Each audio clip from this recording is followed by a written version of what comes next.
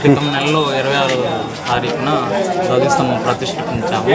ఆ ధ్వజస్తంభం ప్రతిష్ఠించిన తర్వాత మళ్ళీ ఒక 48 రోజుల తర్వాత మళ్ళీ స్వామివార్లు చెప్పిన తర్వాత కార్యక్రమాలన్నీ చేయాల్సినవన్నీ తొడుగులు కరుణాల వారి ప్రతిష్ట ఇవన్నీ చేసుకున్నాము.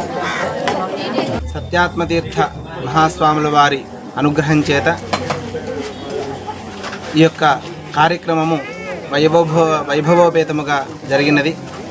స్వామివారు చెప్పినట్లు నిన్న సాయంత్రము గణపతి పూజ, పుణ్యాహవాచనము, అంకురార్పణ మొదలైన కార్యక్రమాలతో ప్రారంభమై స్థాపిత యాగశాల దేవతా ఆహ్వానము, హోమాదులు అన్నీ జరుపుకొని ఈరోజు ఉదయము సరిగ్గా కర్కాటక లగ్న పుష్కరాంశమునందు మళ్ళీ శిఖర ప్రతిష్టాపన జరపడం జరిగినది. అలాగే ధ్వజస్తంభం దగ్గర గరుడాల్వార్ ప్రతిష్ట కూడా చేయడం జరిగినది.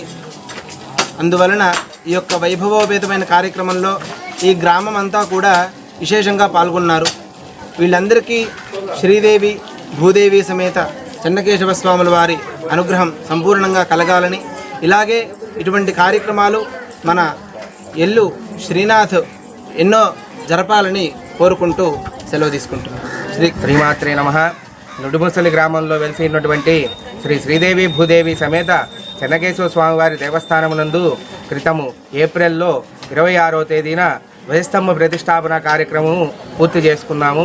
అదేవిధంగా ఆ ప్రతిష్టా కార్యక్రమం పూర్తయిన తర్వాత నుంచి మండలం రోజులు పూర్తయిన తర్వాత శాంతి హోమాదులు, దానితో పాటుగా పునఃకలశ స్థాపన, దానితో పాటుగా గరుడాల్వారి ప్రతిష్ట, ఈ కార్యక్రమాలన్నీ నిన్న 19వ తారీఖుతో మొదలుపెట్టి ఇవాళ రోజున 20వ తారీఖుకి పూర్తి చేసుకోవడం జరిగింది. ఆ చెన్నకేశవ స్వామి కృపా కటాక్షాలు ఈ నిడుముసలి గ్రామ వాస్తవ్యులకు అందాలని కోరుకుంటూ స్వాములు మాట్లాడారు.